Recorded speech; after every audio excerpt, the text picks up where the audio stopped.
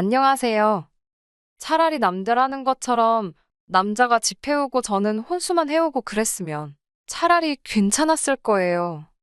반반 결혼을 하기로 했으면 당연히 두 사람 사이에 싸울 일도 없고 결혼 준비하는 게 평탄할 거라 생각했습니다.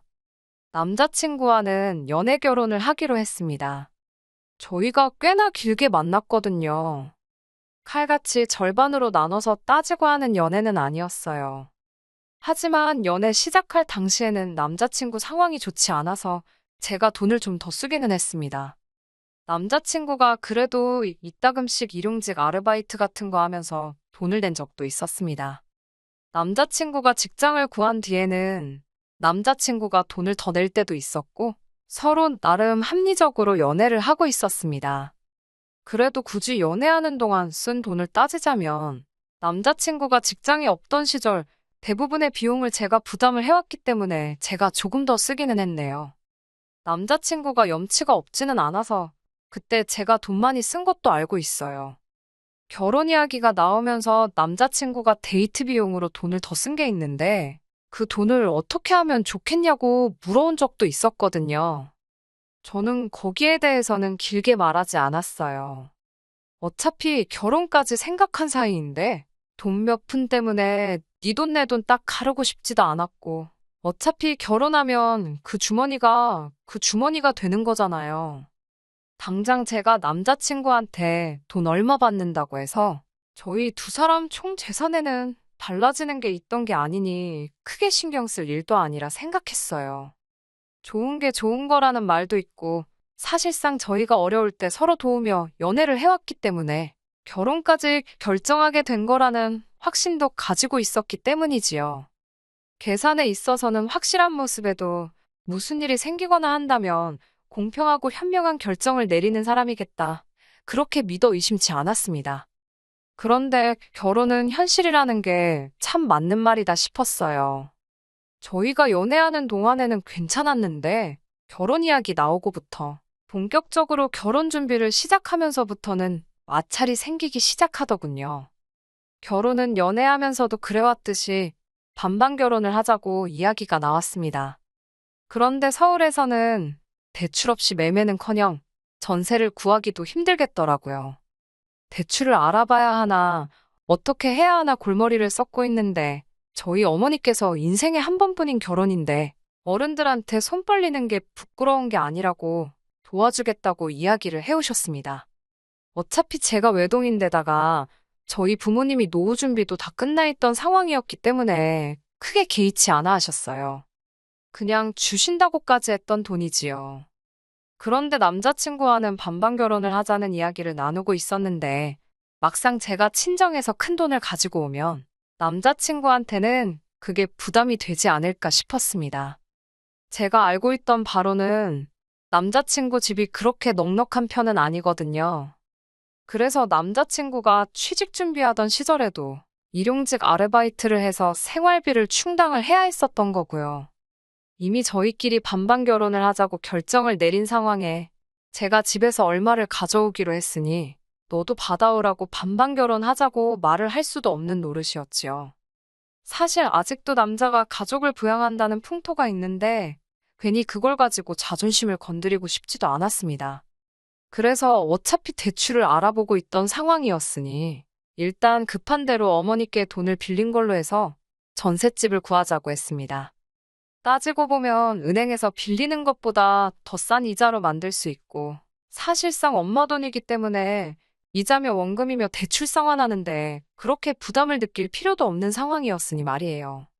그래서 제 돈과 어머니에게서 빌려온 돈을 합쳐 전셋집을 구하기로 하고 대신 남자친구한테는 결혼식 비용, 신혼집에 들어갈 가정과 결혼 후에 같이 쓸 자동차를 해오면 어떻겠냐고 제안을 했습니다. 저는 가장 골머리를 썩히던 문제였던 집이 해결되었으니 남자친구가 당연히 기뻐할 줄 알았어요. 그런데 남자친구는 언짢은 표정을 지으면서 아무리 생각해도 계산이 맞지 않는 것 같다면서 두 눈의 상심지를 켜고 달려들더라고요. 무슨 계산을 말하는 건가 싶었어요. 대출받기로 한 돈 대신에 저희 어머니에게 빌려오는 거고 결국 남자친구와 제가 똑같이 돈을 내서 반반 결혼을 하기로 한 건데, 왜 시당초에 계산을 하고 말고 할 게 있나 싶었습니다. 사실상 따지고 보면 제가 몇 배나 넘는 돈을 해오는 건데 말이지요. 남자친구는 어이없는 걸 가지고 불공평하다고 하더라고요. 저는 왜 원금이 보장되는 집을 하고 자기한테는 써버리면 땡인 결혼식 비용을 하라고 하느냐고요. 자동차도 가전도 일단 사자마자 저희 손에 들어오고 나면 중고가 되는 거 모르냐면서 따지고 보면 자기가 손해라고 하는 겁니다. 다른 걸 이야기하는 게 아니고 결혼 이야기잖아요. 계산이 철저한 사람인 건 잘 알겠지만 애초에 지금 남자친구가 이야기하는 건 이혼할 때 자기가 손해보는 거 아니냐고 하는 말이나 마찬가지잖아요. 애초에 결혼 이야기를 하는데 불공평하다고 우기는 부분이 이혼하게 된다면 자기가 손해보는 거 아니냐고 따지고 있는 건데 그렇게 확신 없는 결혼을 애초부터 왜 하자고 드는 건지 싶었어요. 하지만 더 길게 이야기하고 싶지도 않았고 별같자는 이유로 네가 손해내? 내가 손해내 같이 따지고 들면 저도 똑같은 사람 되는 것 같아서 어떻게 하길 원하냐고 물어봤어요. 남자친구 말이 세상이 변했어도 남자가 집 해오고 여자가 혼수해오는 게 그림이 맞지 않냐고 하면서 제가 결혼식 비용과 혼수 자동차를 해오고 자기 돈은 전세금에 보태겠다는 겁니다.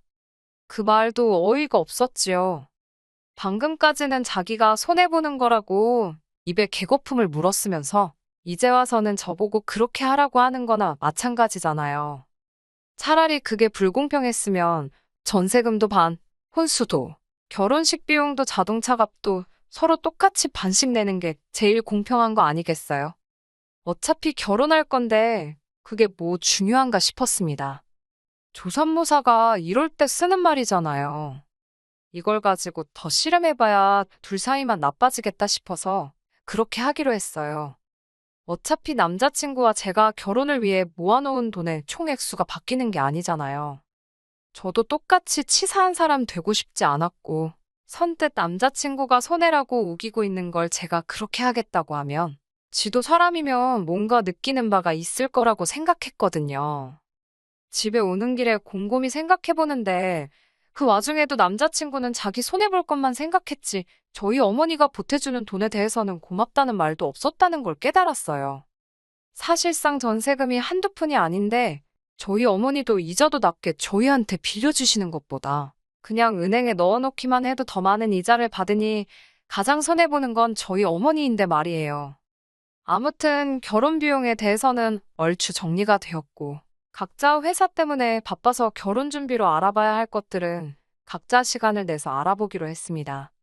그리고 얼마 지나지 않아서 남자친구와 다시 만나 가정가구 같은 혼수들을 어떻게 할지 결정하기로 했어요. 남자친구가 혼수 목록이라고 하면서 자기가 정리해온 걸 저한테 들이밀더라고요. 그런데 혼수 리스트라고 하기엔 너무 이상하더라고요. 별 5개로 유명한 값비싼 돌침대 하나하고 최신식 세탁기와 건조기만 덩그러니 적혀 있고 에어컨이라든지 냉장고라든지 필요한 가전들은 하나도 들어가 있지 않았거든요. 등이 베겨서 바닥에서도 못 자는데 무슨 돌침대냐고 남자친구한테 곧바로 물어봤습니다. 게다가 어차피 지금 들어가는 곳이 전세로 들어가는데 괜히 무거운 돌침대를 해야 하냐고 물었지요. 그리고 저희가 들어가기로 한 전셋집이 오래된 아파트인데다가 베란다가 엄청 작게 나와 있는 구조라서 건조기는 따로 설치를 못한다고 들었어요. 건조기를 설치하려면 주방 쪽에다가 따로 공사를 해야 한다고 들었거든요. 전셋집인데 저희가 구조까지 바꿔가면서 들어갈 필요가 없어서 집주인도 세탁기는 적당한 걸로 옵션에 추가를 해주겠다고 이야기가 다 끝난 상황이었습니다. 그런데 세탁기랑 건조기는 또 웬 말이냐고 같이 물어봤지요. 그랬더니 남자친구가 우리 쓸 게 아니고 자기 엄마 해줄 거라고 하더군요. 시집 오는데 시부모님 가전 정도는 해와야 하는 거 아니냐고 아주 당당하게 말하더라고요. 예비 시어머니, 그러니까 지 엄마가 요즘 허리가 안 좋은데 돌침대 광고를 보고는 저런 데서 자면 허리가 싹 낫겠다고 하셨다더라고요. 그래서 침대를 해주려고 했는데 구형 통돌이 세탁기에 허리 숙여서 빨래 건지는 모습 보니까 이게 침대만 바꿔준다고 어머님 허리가 나아질 게 아닌 것 같다는 생각이 들었대요. 그래서 가전 알아보다 보니 다른 건 몰라도 로봇 청소기랑 건조기만 있어도 집안일 하는 시간이 대폭 줄어든다고 들었다고. 마음 같아서는 로봇 청소기도 해주고 싶지만 그러면 1,000만 원이 넘어가니까 자기가 양심상 로봇 청소기는 뺐다고 아주 생색을 내는 겁니다. 세상에나 제가 오래 산 건 아니지만 그래도 30평생 살면서 수많은 헛소리를 들어왔는데 이보다 더한 건 없지 싶었어요. 남자친구한테 너는 우리 집에 사위로 들어오면서 뭘 해오려길래 나한테 이런 걸 해오라는 거냐고 따져 물었지요. 원래는 제가 짓고 있어야 할 어이없는 소리 하고 있네. 이게 뭔 개소리야? 하는 표정을 남자친구가 짓고 있더라고요. 그러면서 저보고 뭘 착각하고 있는 거 아니냐입니다. 남자는 장가를 가는 거고 여자는 시집을 오는 거 모르냐고 하더라고요. 가는 사람이 선물 사들고 가는 거 본 적이 있느냐고. 당연히 오는 사람인 제가 뭘 해와야 한다고 자신의 참 목소리로 말하더라고요. 지금 무슨 소리 하는지나 알고나 있냐고 저도 이번에는 참지 않고 싸울 기세로 한마디 했습니다. 그제서야 남자친구는 제 눈치를 보더니 지 가방에서 혼수 카달로그를 꺼내더라고요. 그러더니 너도 한번 골라보라는 겁니다. 생각해보니 제 말이 맞는 것 같다면서 저도 시집 오기 전에 부모님께 효도나 한번 하라고요. 자기 돈으로 해주는 거니까 아까워하지 말고 고르라면서 엄청 선심 쓰듯이 말을 하더라고요. 이제 시집 오면 우리 집 식구가 되는 거니 어떻게 보면 마지막 기회니까 자기 눈치 보지 말라고 하는데 정말 어딘가에서 뚝 하고 제 인내심이 끊어지는 소리가 들렸어요. 누가 보면 네가 결혼 비용 다 하고 나는 몸만 오는 줄 알겠다고. 전세금도 딱 맞춰서 준비했는데 내가 우리 집에 이거 해주면 전세금은 무슨 돈으로 다시 맞출 거냐고 했지요. 고민도 생각도 단 1초도 하지 않고 뻔뻔하게 말하더라고요. 어차피 모자란 돈은 빌려서 하는 거 아니냐고. 빌린 돈이 1억이든 1억 1,000만 원이든 큰 차이 없다고 하면서 전세금에 모자란 건 지가 지 앞으로 대출을 받아서 채우겠다는 겁니다. 더 상대할 가치도 없었어요. 솔직히 이때 이미 이 결혼은 글러먹었구나 싶었습니다. 진작에 감가상각 운운하면서 결혼 비용 불공평하다고 노래를 할 때 알아봤어야 했는데 좋게 넘어가려고 했던 제 실수였지요. 그렇다고 그 자리에서 그냥 파혼하자고 하기에는 제 성에 차지 않겠더라고요. 어떻게든 이 자식이 땅을 치며 후회하게 만들어줘야겠다는 생각이 들었어요. 그래서 남자친구한테 말 안 해줬던 사실부터 말해줬습니다.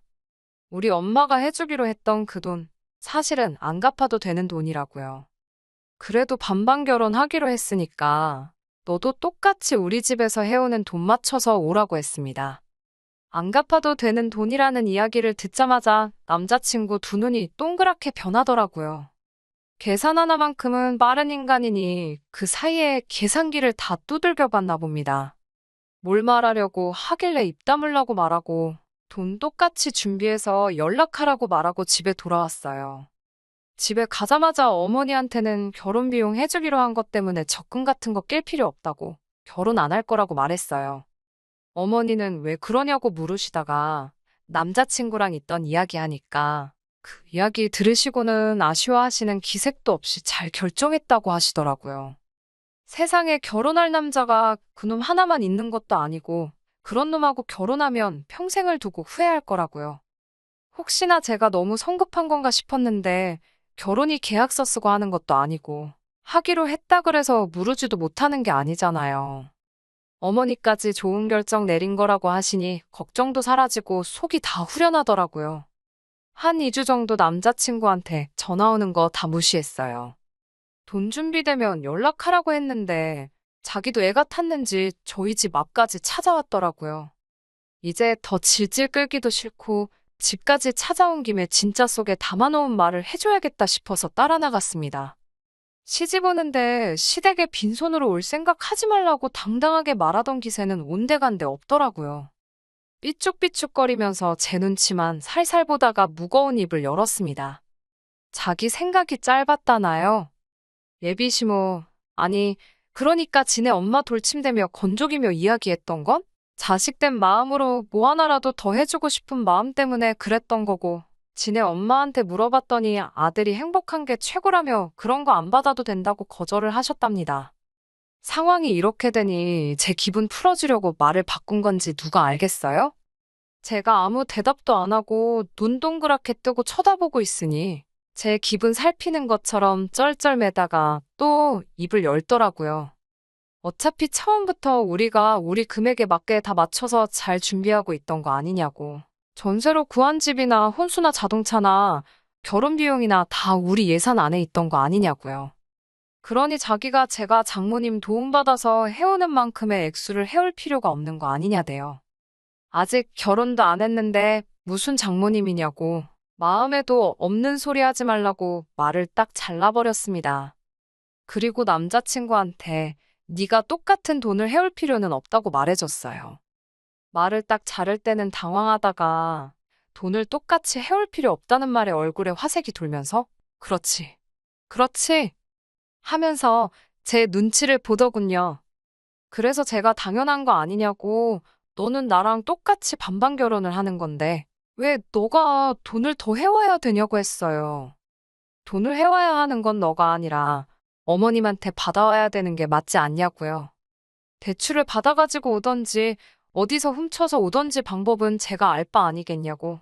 그 돈 해오면 나도 너네 어머님께 돌침되건 돌로 된 식탁이건 다 해다 주겠다고 했지요. 쩔쩔매는 꼴을 보고 있으니 맨 처음 반반 결혼 문제로 이야기가 나왔던 그 순간부터 쌓여있던 응어리가 단숨에 쑥 하고 내려가는 것 같아서 속이 다 후련했습니다. 애초에 남자친구가 그 어떤 해결책을 들고 온다고 한들 저는 이미 이 결혼을 할 생각이 없었으니까요.